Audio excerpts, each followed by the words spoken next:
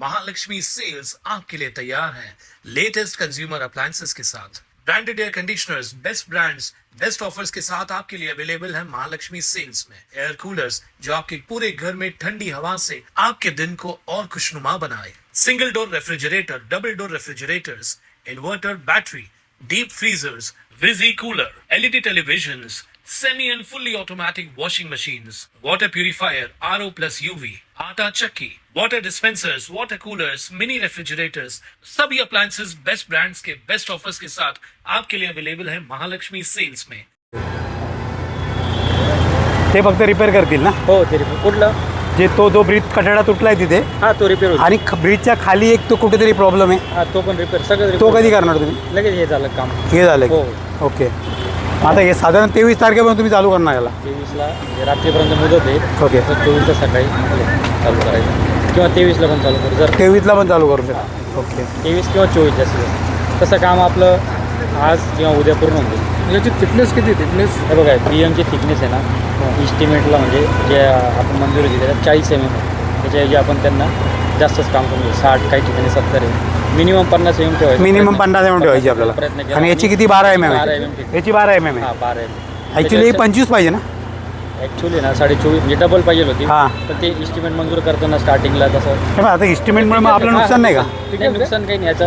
कारण याचा जो थिकनेस आता तुम्ही 12 mm ठेवला आहे, बरोबर 24 आहे. mm. आता नियमानुसार तो 25 mm पाहिजे, 24.5. इस्टिमेट 12 mm राहतो. ओके. जनरली मोठे मोठे हायवे राहतात त्यांना हां. ते डबल गुणिले 2 क्वांटिटी घेतात. ओके. आणि ते रिपेअरिंग वर्कला ते करतात. आता आपलं कसं BM वगैरे खाली ट्रीटमेंट पूर्ण होती, पूर्ण स्लॅब आपण ओपन केला, BM टाकला, म्हणून ते तेवढी 12 mm थिकनेस दिली. 12.5 12.5. आता याची वॉरंटी किती आहे? याची वॉरंटी मिनिमम आहे ना त्याची 3 वर्षाची DLP.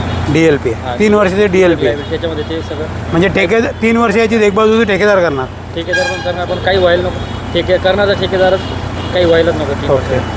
तशी तर आता मास्टिक असल्यामुळे त्रास नको व्हायला. त्रास नको.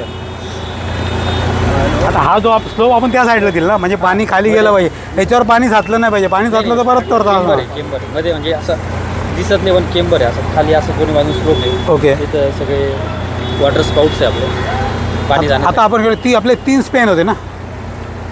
30 होते 30. हां स्पॅन 30 होते. स्पॅन 32 आहे. रेल्वेचा धरला तर 32. आता आपण 218 बेरिंग बदली केल्या पूर्ण. हां बेरिंग 218 केलं. 218 केले ना? 2 स्पॅनच्या रेल्वेच्या असल्यामुळे आणि ते पहिलं आपण चेक केलं तर ओके होतं. त्याच्यामुळे आता आपला मेन प्रॉब्लेम तिकडेच राहिला खाली. खालून एक तो कठडा स्लोप आहे, त्याची काहीतरी हाईट वरती आली आहे ना? त्याच्या हेडवरती त्यांना फोन करायचा. त्याची हाईट खाली करून घ्यायला लागेल ना त्याला. कुठल्या कटड्या? कठड्याच्या खालच्या ब्रिजच्या खाली खाली खाली खालचा रोड खालचा रोड. ज्या क्रॉस होतात ना, नियम आहे आता त्याला ते वाचून नका इथेच बोलला तर तो बोलला त्याला. अच्छा तो कटडा. हा तो कठडा जो ना तो वरती आला ना, तो सातत्याने हे करून मटेरियल टाकून तर तो खाली करता गाड्या वर लागतात ना त्या. हा तो पण काढायला लागेल. तो कुठे म्हटलं मला लक्षात येत नाही तरी अजून ते. या रोडला एंडला गेलात ना खालीच आहे हा रोड आहे ना, हा खालचा रोड. हा, आपला हा या रोड असा side. येतो ना इथं. क्रॉसिंगला. अच्छा ते Crossing ला इथे. हा, वरचं हा. वरचं. ते तर पोलिसांनी टाकलं ना. हा ते काय बोलतात की महानगरपालिकेला सांगून हो, थोडं खाली खोदून आणि थोडं खाली करायला लावायचं. हाईट कमी करायला लागेल त्याची. कमी करायला लागेल. ते या गाड्या लागल्या नाही पाहिजे. आता जनरली काय आहे म्हणजे ऑन ऑफिस तुम्हाला सांगतो, जुनं जे होतं डांबर असेल खाली त्यांनी कॉन्क्रीट टाकले 1 फुटाचं महानगरपालिका. बरोबर. त्याच्यामुळे ते असं वाटतं 5.5 फूट म्हणजे 5.5 मीटर हाईट होती, तर ती आता 5 मीटर अर्धा मीटर चाललं गेलं असं आहे.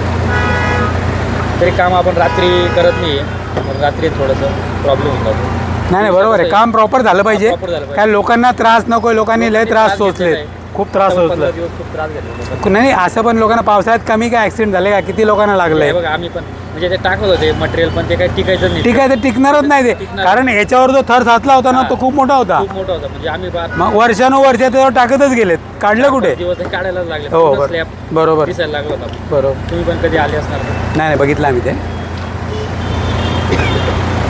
काम आहे ना आपण त्यांच्याकडून प्रॉपर करून घेतलं. त्यांच्या जिथून मटेरियल येत होतं त्या प्लांटवर पण मी पण स्वतः व्हिजिट केली. आमचे म्हणजे इंजिनियर यांनी पण व्हिजिट केली. नाही चांगलं आहे काम. जे काम होतं ना पहिले काय होतं, पावसामुळे प्लांटवर जाणं शक्य नाही. प्लांट होता आम्ही तिकडे 2-3 प्लांट आहे आपले. बरोबर. तिकडनं मटेरियल घेतो. ते कंपल्सरी टेंडरमध्ये अटत आहे ना ती. अटत. प्लांट पाहिजे. प्लांट तर पाहिजेलच. आता तुम्हाला पाणी कसे घोटाळे आता तुमचं मास्टिकचं टेम्परेचर साईडवर 200 पाहिजे. प्लास्टिकचं टेम्परेचर कमी राहिलं तर अजून चांगलं, जास्त राहिलं तर ते डांबर जळायला लागतं. ओके तुम्हाला जस्ट माहिती म्हणून ओके. याच्यामध्ये आपण जे वापरलंय हां. ते योग्य आहे का? हां योग्य आहे. ॲक्च्युली हे याच्यामध्ये चाबीने निघाला नाही पाहिजे, नाही चिपकलं पाहिजे नाही. नाही आता सध्या म्हणजे आत्ता जस्ट जन्म झाला आहे त्याचा, ओके म्हणजे आत्ताशी ते लहान बाळाच्या अवस्थेत आहे. त्याला सेट व्हायला जनरली 4-5 दिवस आठवडाभर जातो. सेट व्हायला. हां सेट व्हायला म्हणजे असं हे निघालं नाही पाहिजे असं. हां निघणार तर नाही ओके. ते. त्याला आपण म्हणजे व्हायब्रेशन कॉम्पॅक्शन देऊन व्यवस्थित सेट केलं. आणि त्याच्यात जनरली काय असतं बी एममध्ये 3.2-3.3% बिट्युमिन कंटेन असतं. ओके. पण मी स्वतः जाऊन डांबराच्या प्लांटवर 3.7% डांबर त्याच्यात टाकून घेतलं. आणि काय राहतं बी एममध्ये 3 प्रकारची खडी राहते. एक 6 mm ज्याला ग्रीड म्हणतो, नंतर राहते थोडी 10 mm ची आणि 20 mm ची राहते. 20 mm ची जेवढी कमी ठेवणार आणि जेवढी खडी आपली बारीक राहील तेवढं डांबर जास्त चिटकेल त्याला. डांबर लवकर सेट होतं. लवकर सेट होईल असं. त्याच्यामुळे ते स्वतः प्लांटवर जाऊन ते डिझाईन करून घेतलं. ओके. त्याची क्रस्ट थिकनेस जी आपण म्हणतो ना क्रस्ट, चला आम्ही मागे लागलो त्याचा फायदा आला. काय झालं पाहिजे मग कळलं का? 100% नाही तर बंद झालाच नसता ब्रिज. बंद नसता आला खरंच. जोड असं इकडे आहे ना, ते अंगावरती उडेल ते. कळलं का? नाही तर बंद झालाच नसता. शहाड पुलाच्या दुरुस्तीचं काम आता अंतिम टप्प्यात आलं असून 23 तारखेच्या रात्री 12 नंतर पुलावरील वाहतूक सुरू होणार असल्याची माहिती प्रशासन आणि ठेकेदार यांच्या वतीने देण्यात आली आहे. या दुरुस्ती कामासाठी महाराष्ट्र नवनिर्माण सेनेने मागील अनेक महिन्यांपासून सातत्याने पाठपुरावा केला होता. मनसेनं या ठिकाणी आंदोलनही करत नागरिकांना भेडसावणाऱ्या अडचणी अधोरेखित केल्या. अखेर हा विषय मार्गी लागून दुरुस्तीचं काम पूर्णत्वाकडे वाटचाल करत आहे. हा जो शहाड ब्रिज आहे हा 1987ला बनलेला ब्रिज आहे. त्याच्यानंतर या पुलाची दुरुस्ती व्हायला पाहिजे होती ती झाली नाही. सातत्याने प्रत्येक पावसाळ्यामध्ये खड्डे व्हायचे, खड्ड्यानंतर ते खड्डे भरले जायचे, त्याच्यावर डांबर टाकलं जायचं. याच्यावरती एवढं वजन झालं होतं की हा पूल जवळपास धोकादायक झाला होता. याच्यामध्ये 30 स्पॅम आहेत, बेरिंग होत्या, त्या जवळपास निकामी होत आल्या होत्या, त्या बदलणं गरजेचं होतं. यासाठी महाराष्ट्र नवनिर्माण सेनेच्या माध्यमातून आम्ही गेली 6 महिने सातत्याने पाठपुरावा करत होतो. शेवटी आम्ही ते आंदोलनही केलं आणि आम्ही त्यांना भाग पाडलं की हा पूल दुरुस्त झाला पाहिजे. तेव्हा आम्ही त्यांच्यासमोर अट ठेवली की हा पूल जर तुम्ही दुरुस्त करत असाल तर त्या पुलावर आत्तापर्यंत तुम्ही जे मटेरियल टाकले ते पूर्ण काढा, ते सर्व रिपेअर करा आणि एकदा त्याचा काय तो सोक्षमोक्ष लावा, जेणेकरून कमीत कमी 4 ते 5 वर्ष या पुलावरून जे नागरिक जातात त्यांना खड्ड्यांचा किंवा कुठल्याही गोष्टीचा त्रास होणार नाही. याबाबत आम्ही सातत्याने नॅशनल हायवेच्या अधिकाऱ्यांशी संपर्कात होतो. आमची बोलणी चालू होती. आजही आम्ही आज किती काम झालं, काय झालं, कुठे झालं या पद्धतीने आमचं पाठपुरावा सुरू आहे. जोपर्यंत हा ब्रिज कंप्लीट होत नाही तोपर्यंत महाराष्ट्र नवनिर्माण सेना याच्या पाठपुराव्याच्या मागे आहे. आतापर्यंत किती टक्के इथे काम झालं आणि हा कधीपर्यंत हा ब्रिज चालू होईल? हा जो पूल आहे हा 23 तारखेला रात्री 12 वाजता सुरू करून देऊ असं ठेकेदार आणि अधिकाऱ्यांचं म्हणणं आहे. जवळपास याचं काम बऱ्यापैकी आटपत आलं आहे. आता याच्यावरती फक्त मास्टेकचं काम चालू आहे. BM तर पूर्ण झालेलं आहे. मास्टेक संपल्यानंतर हा पूल खुला करता येईल. त्या साईडला थोडंसं एक काम आहे पण ते खालून करता येणार आहे, त्यामुळे पुलाला कुठेही अडचण येणार नाही. बाकी ठिकाणी कठडे तुटलेले आहेत तर त्यांचं असं म्हणणं आहे आम्ही रस्ता चालू करून देतो आणि मग आम्ही ते कठडे वगैरे रिपेअर करून तुम्हाला ओके करून देऊ शकतो.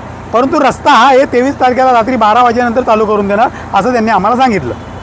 दरम्यान पुलाच्या कामाचं श्रेय घेण्याची चढाओढ स्थानिक आमदारांकडून सुरू असल्याची चर्चा असून या कामासाठी कोण प्रयत्न केलं, नागरिक सुज्ञ आहेत त्यासाठी हे वेगळं सांगण्याची गरज नाही अशा प्रतिक्रिया स्थानिकांकडून व्यक्त होत आहेत. आमदार कुमार आल्याने असं म्हणतात की क्रेडिट खाण्याचं काम काही लोक करतात, पत्रव्यवहार त्यांनी केलेला आहे, काय सांगा? आमदार कुमार आल्याने मला सांगावं की या पुलावर त्यांनी किती आंदोलनं केलीत, कुठल्या डिपार्टमेंटला त्यांनी पत्रव्यवहार केला. ते फक्त आयत्यावर कोयता. जेव्हा ब्रिजचं काम चालू ब्रिज बंद होण्याचं पत्र निघालं त्यावेळेला आमदार कुमार यांनी अधिकाऱ्यांना आणि पोलिसांना आपल्या कार्यालयात बोलवलं आणि या ब्रिजसाठी मी खूप काही करतोय असं दाखवण्याचा प्रयत्न केलेला आहे.